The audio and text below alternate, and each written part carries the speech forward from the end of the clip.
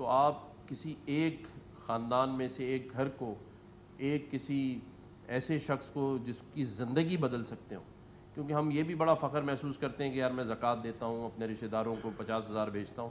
نہیں، اگر آپ قرآن میں ترجمہ تفسیر سے پڑھیں تو یہ جو زکوٰۃ اور خیرات ہے یہ آپ کے ان لوگوں پر نہیں ہے کہ جن کی آپ 10,000 اور 1,00,000 سے مدد کریں. اگر آپ خود صاحب حیثیت ہیں اور اللہ نے سب کچھ آپ کو دیا ہوا ہے تو آپ کوشش کریں کہ اپنے اس رشتہ دار کی، اس ہمسائے کی اتنی ہی مدد کریں جتنا اللہ نے آپ کو قابل کیا ہے. تو اس کی زندگی بدلیں، مطلب اس کو خود کفیل بنوائیں تو اللہ تعالیٰ خوش ہوگا. مسائل تو آپ سب کو پتہ ہی ہیں، چاہے انڈسٹری کے لے لیں، جیسے طارق بھائی نے سارا بتایا، گیس کے مسائل ہیں. اچھا بات یہ ہے کہ میں یہاں ابھی یہ اعلان کر دوں کہ جی کل سے انڈسٹری کو گیس مل جائے گی تو آپ تھوڑی بہت تالیاں بجائیں گے میرے لیے. لیکن بات یہ ہے کہ یہ حل تھوڑی ہے، اور ایسا ہوگا کبھی بھی نہیں. میری یہاں بات کر کے جانے کے بعد صبح سے آپ کی فیکٹریز میں گیس نہیں آ جائے گی، بجلی ٹائم پہ اس شہر میں نہیں آئے گی.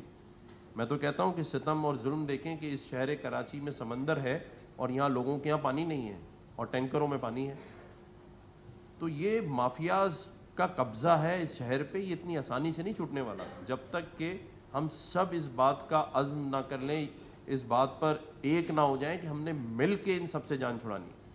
کیونکہ پاکستان کے پاس سارے ہی وسائل موجود ہیں اور پورے پاکستان میں موجود ہیں، لیکن اس کی مینجمنٹ ٹھیک نہیں ہے. 1% کے ہاتھ میں سارا کنٹرول ہے. آج بھی آپ کے یہاں 1969 کے ایکٹ کے آپ سب کاروباری لوگ ہیں، ایس آر اوز آپ کے سارے 1969 پہ چل رہے ہیں. کوئی یہ تو پوچھے کہ 2023 میں 69 کا ایس آر او کیوں چل رہا ہے بھائی؟ تو قانون سازی نہیں ہو رہی.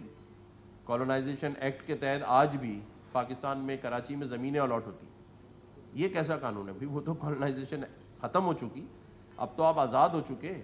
یہ سوال پوچھنے کے لیے کسی کے پاس نہ ٹائم ہے نہ جرت ہے کہ بھائی آج بھی کراچی میں جو زمینیں الاٹ کی جا رہی ہیں وہ اسی قانون کے تحت کی جا رہی ہیں. تو ہم 1969 1947 یا اسی قانون پر چل رہے ہیں. اس وجہ سے ہماری انڈسٹری تباہ ہو رہی ہے، اسی وجہ سے آج ہم ڈکلائن کی طرف ہیں، کیونکہ ہم نے کبھی یہ سوال ہی نہیں اٹھائے کہ یہ ٹھیک کیسے ہوگا. معذرت کے ساتھ ہم بھی جب کبھی کسی عہدوں پہ ہوتے ہیں، آفس بیررز ہوتے ہیں، تو کہیں پر ہوں کوئی اپنا کام کروا کے سب اپنے گھروں کو چلے جاتے ہیں. اگر کسی دن یہ تہیہ کر لے کہ اگر ہمارے اوپر ہمیں نقصان بھی ہو لیکن اگر لوگوں کا فائدہ ہو رہا ہے تو ہم نے کھڑے ہونا ہے. تو یہ سارے کام ہو سکتے ہیں جن کی نشاندہی طارق بھائی نے کی ہے اور ہونے بھی چاہیے. ظاہر ہے جو پاکستان کی معیشت ہے اس میں تاجر برادری کا، صنعت کاروں کا ایک بہت بڑا رول ہے. آج جتنی امپلائمنٹ آج فیکٹریز میں صنعت کاروں نے لاکھوں افراد کو دی ہوئی ہے، تو اصل میں تو گورنمنٹ کو، ریاست کو آپ کو سراہنا چاہیے، آپ کو ریلیف دینے چاہیے. لیکن وہ ریلیف کیوں نہیں دیے جا رہے؟ کیونکہ جو آئی ایم ایف سے پیسے اٹھائے ہیں جن کو آپ کے اوپر نہیں لگایا، اپنے ذاتی محلوں اور ذاتی جاگیرداروں کے اندر اضافہ کرنے کے لیے استعمال کیا گیا. اگر وہ پیسہ صنعت کاروں کے لیے، صنعتوں کے تحفظ کے لیے، ان کے روڈ راستوں کے لیے اور عوام کے لیے استعمال ہوتا تو آج شاید یہ حالات نہ ہوتے. لیکن کوئی بھی چیز کی سمت ٹھیک نہیں ہے. اسی لیے میں یہ شعر بھی ہمیشہ کہتا ہوں کہ اگر ہمیں حکمران سمت بتا دیتے تو شاید آج یہ حالات نہ ہوتے. جس پہ خوب کسی شاعر نے کہا ہے کہ ایک عمر سے فریب سفر کھا رہے ہیں ہم، یعنی 75 سالوں میں صرف فریب ہی کھا رہے ہیں نا، کہ ایک عمر سے فریب سفر کھا رہے ہیں ہم، معلوم ہی نہیں کدھر جا رہے ہیں. تو ہمیں پتہ ہی نہیں ہے، ہمیں ڈائریکشن کا ہی نہیں پتہ، بس ہم چلے جا رہے ہیں اور چل نہیں رہے، ہم سیدھے نہیں جا رہے، ہم ایک دائرے میں گھوم رہے ہیں. یہ دائرہ ہے، بس ایسے گول گھومے جا رہے ہیں. اسی لیے پاکستان ترقی نہیں کر رہا، کیونکہ یہ گول دائرے کے گرد گھوم رہے ہیں 75 سالوں سے، ایک دوسرے کے پیچھے گھوم رہے ہیں. یہ کبھی کوئی کہتا ہے میں 1 کروڑ نوکریاں دوں گا، کوئی کہتا ہے 50 لاکھ گھر دوں گا، اور کوئی کہتا ہے روٹی کپڑا مکان، اور اچھی اچھی باتیں کر کے سب چلے جاتے ہیں. اور ان تقریروں کے بعد آپ بھی نہیں پوچھتے کہ وہ عمل ہوا یا نہیں ہوا. تو سینٹ میں اچھی تقریر کی ہمارے طارق بھائی نے، شاید حکمرانوں کو خیال آ جائے. اچھا یہ آپ نے دیکھا ہوگا کبھی کبھی آسمان سے تارا ٹوٹتا ہوا نظر آتا ہے نا، تو وہ نیچے کی طرف آ رہا ہوتا ہے. تو جیسے میں نے کہا کہ معلوم ہی نہیں کدھر جا رہے ہیں ہم، یہ سوچتے ہیں ٹوٹتے تاروں کو دیکھ کر، یہ سوچتے ہیں ٹوٹتے تاروں کو دیکھ کر کہ منزل سے رفتہ رفتہ قریب آ رہے ہیں ہم. یعنی ہماری آج حالت یہ ہے کہ ٹوٹتے تاروں کو دیکھ کے لگتا ہے کہ ہم منزل کے قریب جا رہے ہیں، جبکہ وہ ٹوٹ کے آپ کی طرف گرا ہے. تو ہمیں اندازہ ہی نہیں ہے کہ ہم کہاں جا رہے ہیں. اور پھر اسی شعر کا آخری مصرع ہے کہ ایک دائرے میں گھومتے پھرتے رہے ندیم. جو میں نے بات کی تھی کہ دائرے میں ہی گھوم رہے ہیں اور اس وہم میں مگن کے بڑھے جا رہے ہیں ہم. تو ہم بڑھ نہیں رہے، صرف مگن میں ہیں کہ یہ شاید ہم بڑھ رہے ہیں. تو اس وہم سے باہر آ جائیں. ہم کہیں نہیں بڑھ رہے، ہم صرف اپنے ایک خول میں گھوم رہے ہیں کہ جی ہم بہت کچھ ہیں، ہم کچھ نہیں ہیں. بلکہ ہم نے اپنے ہاتھوں سے اپنے اس وطن کو، اپنے لوگوں کو، جسے کہتے ہیں نا، بربادی کی طرف ہم لے گئے. اور آخری بات یہی کہوں گا کہ آپ کا بہت شکریہ، آپ نے مجھے بلایا، عزت افزائی دی. اور اللہ تعالیٰ پاکستان کا حامی و ناصر ہو. میں نے تو یہ عہد کیا ہے کہ اس منصب پر بیٹھ کر جو اللہ نے مجھے مہلت دی ہے، میں تو ہر اس مافیا سے الجھوں گا، ہر اس شخص سے ضرور مکالمہ کروں گا کہ اس میرے وطن کا یہ کیا حال کیا ہے. اور میں چاہتا ہوں کہ آپ سب بھی عہد کریں کہ ہم کم از کم جو اللہ نے ہمیں منصب دیا ہے، آج چیمبر کے جتنے آفس بیررز ہیں ان کو اللہ نے ایک منصب دیا ہے، ایک ذمہ داری ہے آواز اٹھانے کی، کوشش کرنے کی. کیونکہ حساب جب ہوگا اللہ کے پاس تو یہ سوال ہوگا کہ آپ نے کیا کیا. تو آپ کہہ سکتے ہیں کہ ہم نے کوشش کی تھی. اب اگر نہیں بات بنی تو آپ کم از کم بری ذمہ ہو سکتے ہیں.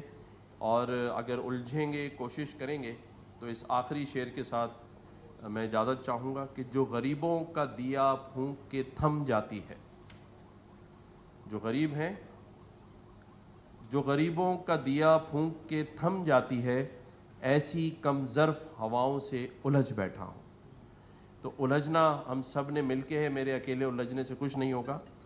عرش والے میری توقیر سلامت رکھنا، فرش کے سارے خداؤں سے الجھ بیٹھا ہوں.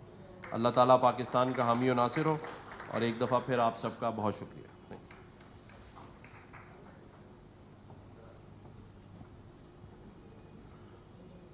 بہت شکریہ جناب عزت مآب گورنر صاحب.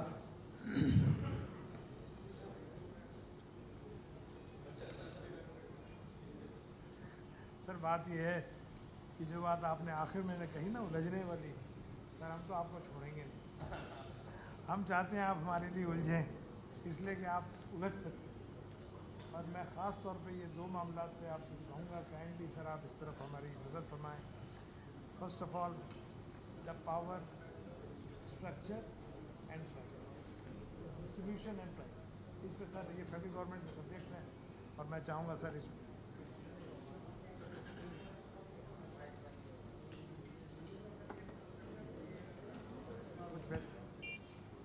اور ہم یہ ہے کوئی ایریاز، آپ تو میرے زیادہ جانتے ہیں ماشاءاللہ، آپ کا ٹیم بھی ہے، اگر کوئی ایریاز ایئر مارک ہو سکیں for the development of infrastructure تو کائنڈلی اس کی طرف سمجھیے گا. سر آپ تشریف لائے، آپ کا بہت بہت شکریہ. ایک روایت ہے سر، ہم آپ کو ہدیہ پیش کرنا چاہیں گے. جی انشاءاللہ. نہیں، آپ نے دونوں جو باتیں کی ہیں تو میں انشاءاللہ پوری کوشش کروں گا. لیکن میں ایک اور چیز بھی چاہتا ہوں، کیونکہ کراچی ہم ہمیشہ کہتے ہیں معیشت کا ہب ہے، دل ہے. اور الحمدللہ اس شہر میں بہت بڑے بڑے دل رکھنے والے لوگ ہیں، اور بہت ساری این جی اوز کے پیچھے کراچی کے ہی بزنس کمیونٹی کا ہاتھ ہے، چاہے وہ انڈس ہاسپٹل ہو، سیلانی ہو، انڈیویجلی سب کرتے ہیں. لیکن کچھ ایسا بھی سوچیں جیسے سیالکوٹ کے چیمبر نے کیا ہے، جس طرح انہوں نے سیالکوٹ کا ایئرپورٹ بنایا، جس طرح ایئر لائن لے کر آئے ہیں، کلیکٹیولی سب نے مل کے. آج معیشت کا شہر ہب ہے کراچی، لیکن مثال ہمیشہ سیالکوٹ کی دی جاتی ہے. تو ہم مل کے کریں گے، گورنمنٹ سے بھی بات کریں گے، لیکن کچھ ایسا بھی کریں کہ نام رہ جائے صدیوں. تو کراچی چیمبر بھی کوئی ایسا کام کرے، یا ہماری مختلف ایسوسیشنز ہیں کہ ہم سب مل کے بیٹھیں، اور وہ لوگ جو علیحدہ علیحدہ بہت سارے کام کر رہے ہیں تو کوئی کلیکٹیولی ایسا کام کریں کہ ہماری بھی مثال پھر سیالکوٹ چیمبر کی طرح دی جائے پاکستان میں. شکریہ. Thank you very much sir, and your point has been very well taken. انشاءاللہ آپ دیکھیے گا، زندگی رہی تو آپ کے سامنے مائل اسٹون آ جائے گا.